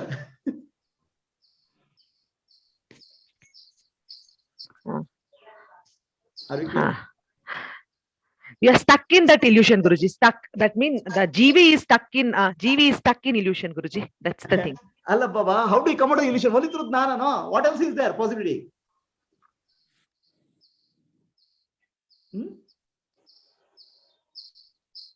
Clarity and understanding only can come out to help you to get out of illusion, no? That's why Nahi Dhanena Sadasham Pavitram Udite. Shri Krishna says in Bhagavad Gita, Dhnana alone can liberate you. ಅಂದ್ರೆ ಎಷ್ಟು ಜನ್ಮಗಳ ಕಳೆದಿದೀವಿ ಅಜ್ಞಾನದಲ್ಲಿ ಅಂದ್ರೆ ಅದು ತಿಕ್ಕಿದ್ರು ಹೋಗ್ತಾ ಇಲ್ಲ ಅನ್ನೋ ಮಟ್ಟಿಗೆ ಬಂದಿದೆ. At least we have come to know that ಜ್ಞಾನ ಇಂದ ಹೋಗುತ್ತೆ ಅನ್ನೋ ಸ್ಟೇಜ್ಗಾದ್ರೂ ಬಂದಿದೀವಿ. ಅಜ್ಞಾನದಲ್ಲಿ ಇದೀವಿ ಅನ್ನೋದೇ ಗೊತ್ತಿರ್ಲಿಲ್ಲ. Shrikrishna says in Bhagavad Gita, Bahunam Janmanamante Jnanavan Mam Prapadyate Vasudeva Sarvamiti Samahatma Sadurlabha. Many lifetimes are required. Okay, every lifetime we live with the illusion. I am the body, I am the mind, I am the intellect. Bahunam Janmanam Ante, at the end of many lifetimes of maturity. Each lifetime will require a maturity, slow maturity. And then you realize Bahunam Janmanam Ante, Gnanavan. You have to get a Gnana to get realize, nothing else. No, we are all our spiritual life is we want to experience of spirituality. Some experience I want. That he has spent many lifetimes to thinking for experience. Any experience in life is incomplete, unsatisfactory, and limited. Gnana is not experience. Gnana is understanding experience. Gnanavan mam prapadite. Gnanavan, one who has Gnana will get Atma, self. Vasudeva Saromiti Samahatma Durlabha. He realized that Vasudeva, Bhagavan, Atma is present everywhere. Such a person is a Mahatma, great being. Sadurlabha, very rare indeed to come across such a person. If you come across such a Mahatma, our life is purified. It's a great, good merit which brings us to such a Mahatma. To get the Mahatma Sahvasa is a great opportunity of good punya. And what that Mahatma Vasudeva Sarvamiti, that means Vasudeva everywhere. That's why he says Vasudeva Kutumbakam, entire world is my family, he'll say. Entire world, my world is my family is not a political statement. It's an understanding of life.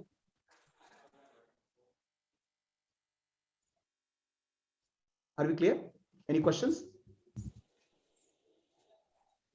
Hari Om, Prabhuji. Hari Om, Vasu. You got triggered by the name Vasudeva. Please come out. No. ನೀವು ಚುಚ್ಕೊಟ್ರಿ ವಾಣಿಗೆ. Prabhuji, Aham Brahmasmi andre, is it that I am affirming that the Jiva is Brahman?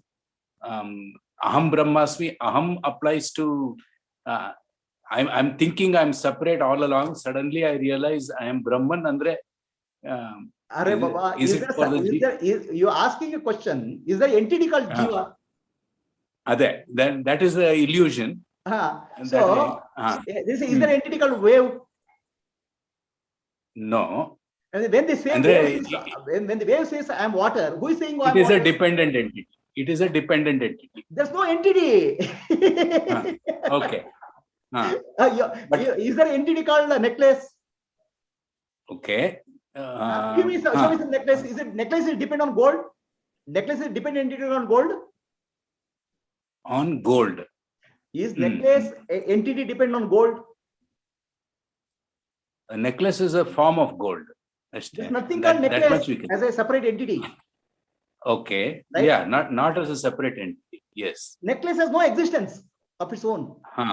Okay. Right? The necklace says I am gold. Who says I am gold? So in Mahavakya, then Aham Brahmasmi is for in what context, Prabhuji? No. You tell me when necklace says I am gold. Who says I am gold? Who says I am gold? Oh, that is a googly, Prabhuji. Wave says I am water. Who says I am water? Okay, it is the wave that it has and which has a feeling of independent separateness. It thinks it is separate. Who says wave says I am water? Who says I am water? Tell me now. There is no entity called wave, sir. The water alone says I am water.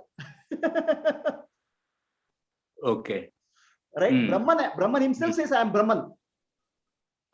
Okay. Ishvara himself says I am Brahman. I am Ishvara. Okay. The entity called Jiva is not real. It's a name and form. Okay. Yes. Okay? So name and form, the entity appears to be illusionary and separate. So Jiva, I can give an example. Okay. There's a you have seen in river, right? That's called whirlpool. Well, yes. Whirlpool, right? It appears to have its own independent existence. If you put something there, it will sink. Is there something called whirlpool other than water? So Jiva appears to have created independent entity and its own whirlpool of vasanas and impressions. Okay. In consciousness. Okay. That whirlpool of vasanas appears to have given an independent entity to Jiva. Appears to have given. Appears to have given. Yeah. Right. Correct. So, is there entity called whirlpool other than water? So there isn't any. Correct. Right. That part I understand. I'll give another example. Okay. See, there's nothing other than Ishvara or Brahman in the universe. Okay. Okay. Everything is Ishvara as an appearance. Right. Ishvara sees the world through a Jiva, body. Okay. He sees through millions of bodies. All life forms he sees. Okay. One who sees through my eyes is Ishvara. One who sees through your eyes is Ishvara. One who talks through your tongue is Ishvara. Ishvara. Okay. Other than Ishvara or Bhagavan, there's nobody else. One consciousness is operating through all. Correct? But the instruments are different. Different instruments are created to experience life in different way. Yes. Correct? But the instrument Experience appears to be alive. Okay. Instrument appears to be alive because of presence of Ishvara. This is called adhyasa, superimposition. Okay. Right? The instrument is material. It's not real. It's actually appearance. Correct. Instrument is appears to be alive for some time. So Ishvara creates the instruments to experience himself. Is that what? I don't want to use I don't want to use the word create. You can use the word create also. Okay. Okay. Fine. So, I understand. Instrument appear in Ishvara consciousness.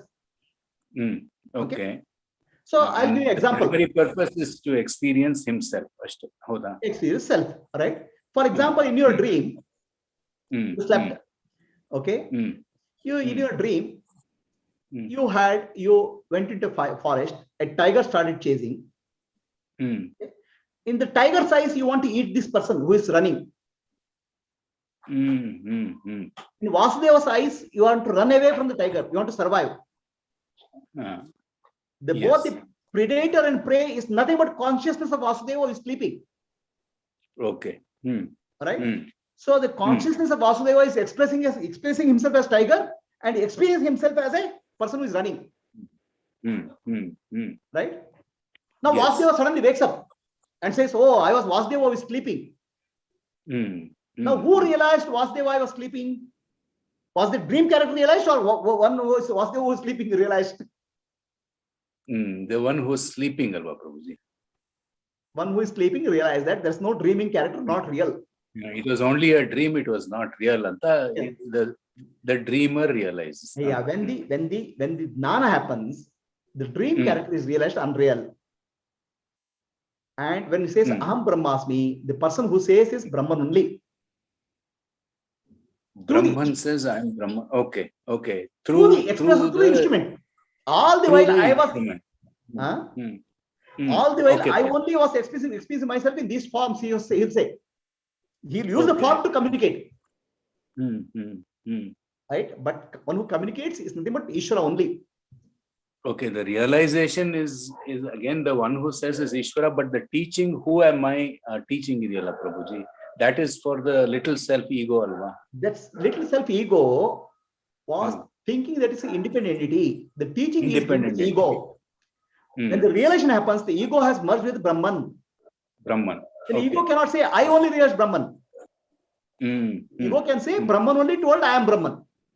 At that point. So the ego is questioning itself, who am I, Anta? Then it merges immediately without any answer. Immediately, I don't know, it merges. I mean, okay. Okay, figuratively, yes. It merges. When it merges, then ego says, "Oh, when I say all the while I'm thinking as independent, now I am Brahman only." When it doesn't get an answer, it will merge. As long as it keeps getting answers, it's from its own vasanas. No. It gets a clarity. It doesn't get answer. It's false. Okay. See, this is all wrong understanding. It doesn't get answer. It'll be merged. It's false. It gets a clarity that I am Brahman. Okay, got it. Right? See, this whole thing, concept that no thought is there, Brahman is realized, nothing is. It's all false. It's a crystal clear clarity. The Jiva understands that I am not an independent entity. I am Brahman only. The water only has appeared as wave. That is clarity. Okay. It's not blankness. It's not a thoughtless state. Okay. So there is one clear thought that is I am Brahman, and Correct. there is no other. And that, in spite of all other thoughts, one thought emerges: I am Brahman. So, Yeah. After that, the thought becomes useless. That is, you. It's like saying, I am man. You don't have to keep claiming every day. Okay, Prabhuji. Probably in front of your wife you have to do, but otherwise you don't have to. I am She's- man in the house, you have to say, but otherwise you not get authority. She's also listening, Prabhuji. Yes, very clear, Prabhuji. Thank you so much. I mean, ade yarge annodi. It is the river, Ganga, Yamuna, Godavari, Narmada, Sindhu, Kaveri, river have an independent entity. When the river merges with the ocean, there's nothing called river. Correct. Right? Correct. Then what will river say? Will river say I am from ocean? The ocean only will say I am ocean. Yeah. The ocean will say I appeared to be as a river earlier, now I am ocean. The river can say I am Ganga. That's all. It cannot say I am ocean. No, I am Ganga before he merges the ocean. Before he merges, yes. After merging the ocean, he cannot say I am Ganga. Where is Ganga in the ocean? Right? Then only ocean is there.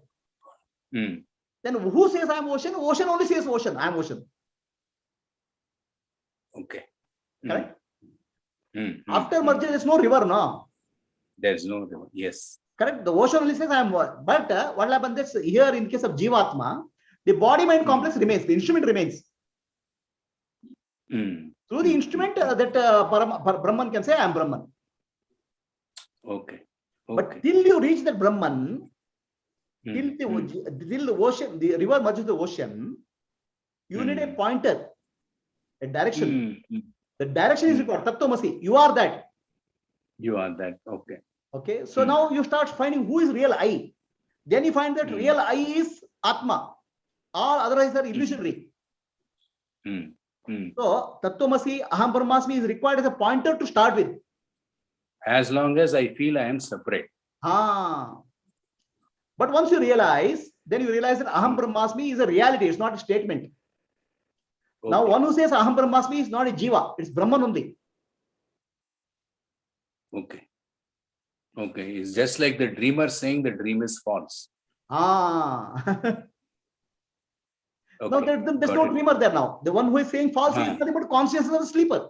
Consciousness, yes. The dreamer, there's no real entity called dreamer, sir. Dreamer, yes. It's an apparent entity. In that sense, we are all apparent entities in the consciousness Brahman. Are we clear? Yes, Prabhuji. Yeah. So I realize my own falsity as a jiva, and when I realize I'm apparent, then it becomes reality. Okay. Anybody else any questions? Shall we close for the day? Thank you, Prabhuji. Thank you. Tomorrow is Brahmasutra.